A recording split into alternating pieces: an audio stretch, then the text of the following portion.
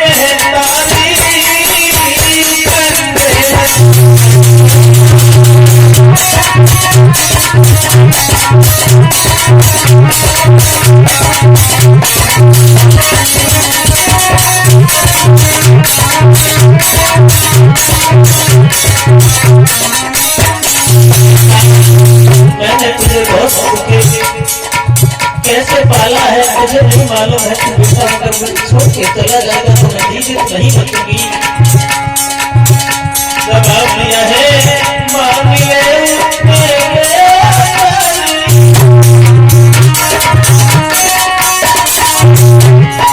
समझ आई रही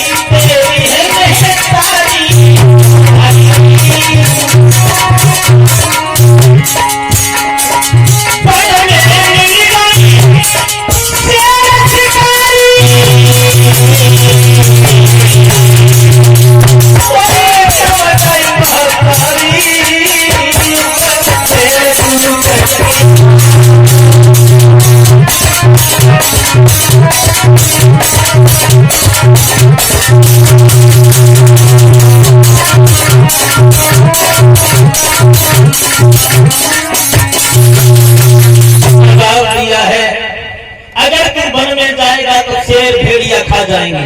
माँ अगर तूने मुझे आज्ञा न दी तो मैं इस आंगन में पानी भी नहीं पीऊंगा। समझ गई मेरा लाल, मानेगा नहीं। कोई बात नहीं बेटा, चला जा, लेकिन इस दुखिया की खबर जरूर लेना। जवाब दिया है माँ तू मुझे आशीर्वाद दे दे और माँ का आशीर्वाद वो आशीर्वाद होता है। माँ का अगर आशीर्वाद मिल जाए तो जिंदगी में कभी हार तो होती नहीं है।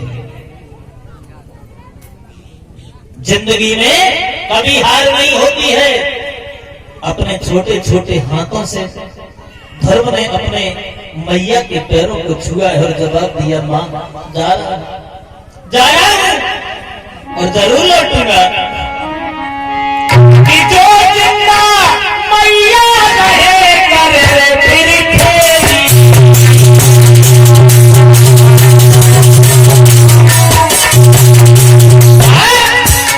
अगर मैं जीवित रहा तो लौट के जरूर आऊंगा।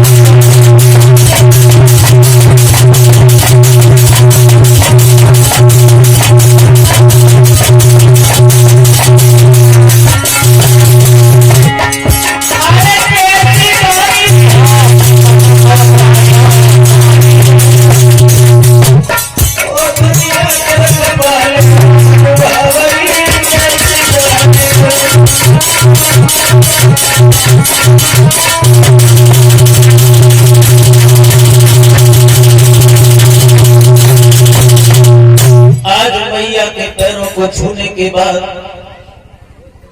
ध्रुव वहां से चला है। जैसे ही ध्रुव चला है और गांव से बाहर निकला, महाराज उत्तानपाद को मालूम पड़ा है कि तुम्हारा बेटा वन में भजन करने जा रहा है। तुरंत सिपाही को भेजा, जाओ हमारे बेटा से कह देना वन में न जाए, जहां उसे चौकी रोटी मिलती है वह शुद्ध गेहूं की रोटी और सब्जी से मिलेगी, लेकिन वन में न जाए। सिपाहियों ने आकर के खबर सुनाई, बेटा ध्रुव तुम्हारे पिता ये कह रहे हैं कि तुम्हें शुद्ध गेहूं की रोटी और सब्जी से मिलेगी, लेकिन वन में न जाओ। ध्रुव बोले, बारे भगवान, तुम्हारा नाम लेकर के अभी तो गांव से बाहर ही आ पाए, बस रोटी मिलने लगी। हमें तो वन में जाना है, पिताजी के दर्शन करना है। जवाब दिया, ध्रुव नहीं लौट रहा है। उत्तानपाद बोले, जाओ, आधा राज्य ध्रुव का है, लेकिन वन में न जाए। तुरंत खबर सुनाई है सिपाहियों ने, बेटा अब तो तुम्हें आधा राज्य भी मिल गया। बोले, बारे भगवान, अभी तो थोड़ा ही चल पाए तो आधा राज्य मिल गया, और भगवान मिल जाएंगे तो क्या मिल जाएगा। अंत में राजा ने ये भी कह दिया, सारा राज्य ध्रुव का है, लेकिन वन में न जाए। ध्रुव ने मना कर दिया, मुझे तो पिताजी के दर्शन करना है, ये राज्य नहीं करना है। चल दिए, और जैसे ही चले हैं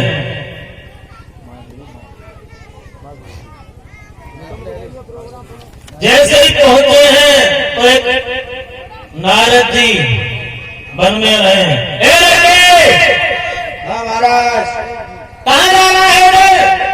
भजन करने लिए। दिखाई नहीं दे रहा, ये जंगल है, कोई भेड़िया खा जाएगा। पिताजी को देखने के लिए आए महाराज। तेरे पिताजी का क्या नाम है? भगवान। भगवान जी। देखा है तुझने? नहीं, मेरी भैया ने बताया। तूने देखा नहीं, फिर ढूंढेगा कैसे? भगवान है। अरे भगवान तो है, वो तो हमें मालूम है, लेकिन तू पहचानेगा कैसे? मेरे पिताजी हैं वो। परीक्षित महाराज समझा लो इस बच्चे को। आगे जंगल है, अब कोई शेर के पेट में चला जाएगा, दिमाग खराब तो नहीं हो गया है तेरा? तुम्हें कोई नहीं कह रहा है, हम तो महात्मा है। कौन होते तुम? कौन होते तुम? अरे महात्माओं को तो काम है वन में भजन करना। ध्रुव ने कहा, बाबा जी एक बात बताओ, क्या तुम जब ढोंगी बने फिर रहे हो और तुम्हें शेर में खाए जा रहे हो, हमें शेर खा लेंगे? और जवाब दिया है ध्रुव ने कहा है कि हे पंत बताइए, कापुरहार हर हर है, प्रभु से मेरा प्यार किसका डर है।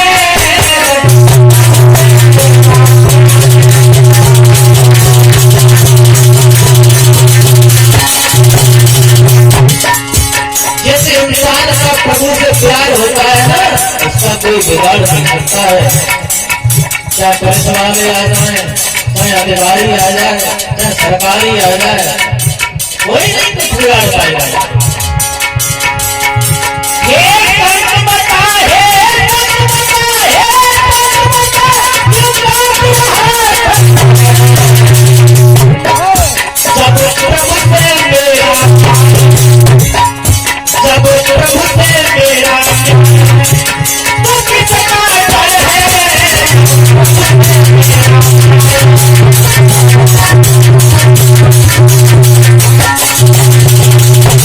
जवाब दिया है, तू हमें शेर भेड़िया का डर बता। होना चाहिए है प्रेम प्रभु से, पक्का हो जरा होए,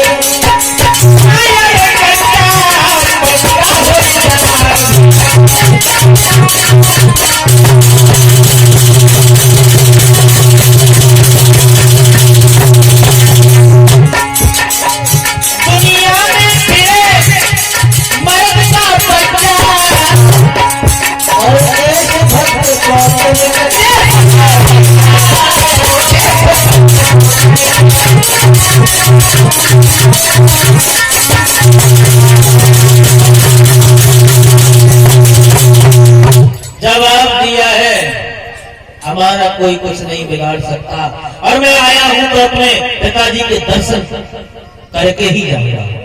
अच्छा, नारद बोले, लाला तुमने कोई गुरु कर लिए है? गुरु बना लिए है तुमने कोई? हाँ महाराज।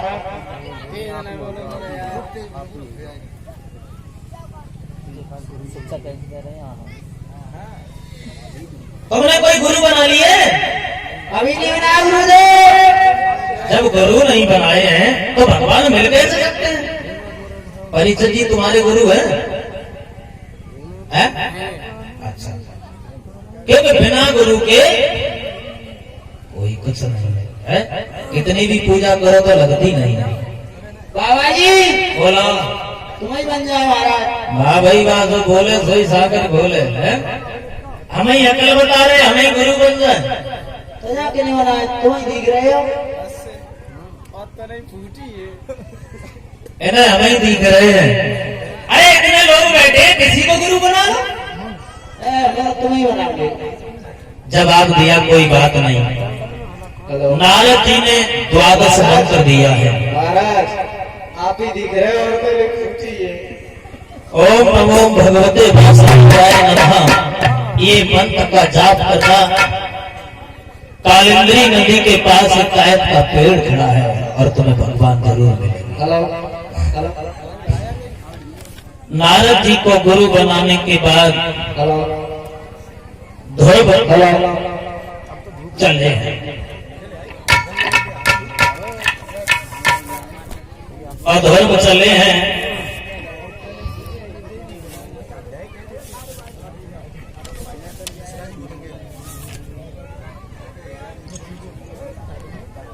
और धूप भी निकल आई है। एक छोटा सा कीर्तन सभी भक्त बोले तालियों के साथ।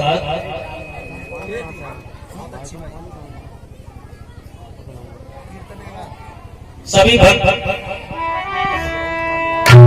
तालियों के साथ बोलेंगे और परिचय जी हम ऐसे ही दिन सही होंगे। सभी भक्त तालियों के साथ बोले। भगवान कन्हैया के बारे में सखियां बोली हैं कि नहीं लगता जिया अकेले मेरे नहीं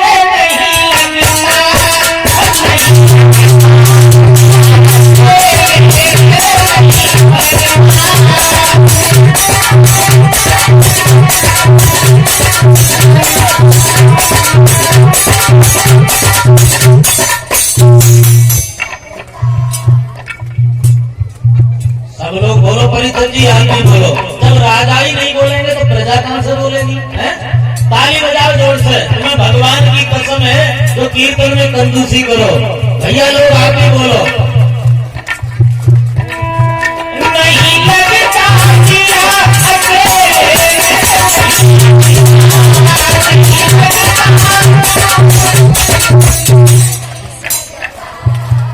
और सुंदर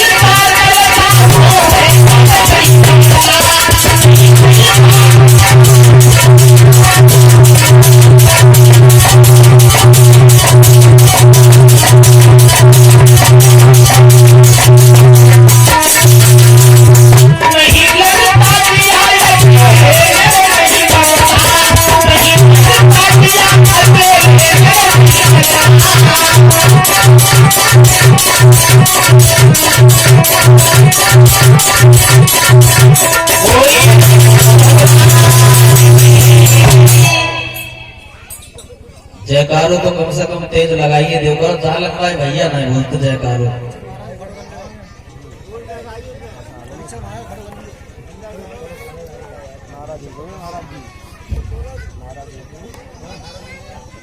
देखो कीर्तन बोलने से हमारे अंदर जो कलयुग बैठा होता है वो निकल के भाग जाता है। खैर भागवत में कुछ लोग तो अगर कीर्तन बुलवाए लो तो नाराज हो जाता है, जहां तो खैर कोई नाराज ना हो, तो बढ़िया लोग हैं। श्री सुखदेव जी कहते हैं, हे राजन परीक्षित,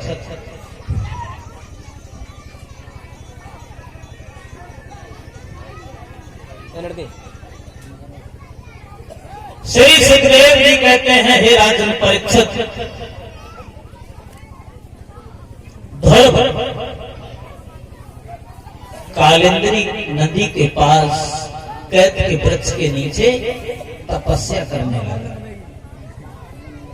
जब तपस्या करने लगा है, इधर इंद्र का इंद्रासन हिलने लगा। इंद्र को अपने इंद्रासन की बहुत फिक्र रहती थी, कहीं हमारा इंद्रासन न चला जाए, कहीं अगर किसी ने तपस्या कर ली तो इंद्रासन चला जाएगा। खैर पहले भी जो बात थी वो आज भी है। आज भी लोग कुर्सी के पीछे बहुत लड़ते हैं कि हमारी कुर्सी न चली जाए, हैं? तो पहले इंद्र इसी में रहता था कि हमारा इंद्रासन छिन नहीं जाए। अगर कहीं इंद्रासन छिन गया और हम ऐसा छिनने ही नहीं देंगे, पूरी ताकत लगा देंगे। रंभा उर्वशी कामदेव को बुलाया, जवाब दिया जाओ। ध्रुव तपस्या कर रहा है, किसी न किसी प्रकार से उसकी तपस्या को भंग करके राजा वाली बात चले। जैसे ही चले हैं, बच्चे बहुत उद्यम कर रहे हैं सर,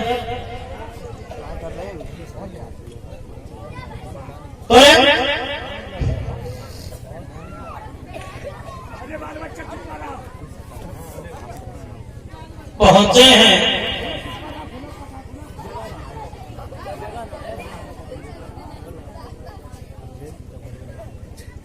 पहुंच गए जहां ध्रुव तपस्या कर रहा है। जब ध्रुव तपस्या करता देखा, रंभा बोला, वाह भाई बच्चा है, मैंने अच्छे अच्छे संतों को डिगा दिया है, ये तो कोई चीज नहीं है। दूसरी लड़की बोली, दही के धोखे चूना चाटने की कोशिश मत कर, बड़ा खतरनाक है, अगर हाथ लगा दिया तो जल जाएगी। बोली क्या खतरनाक है, ये तो बच्चा है और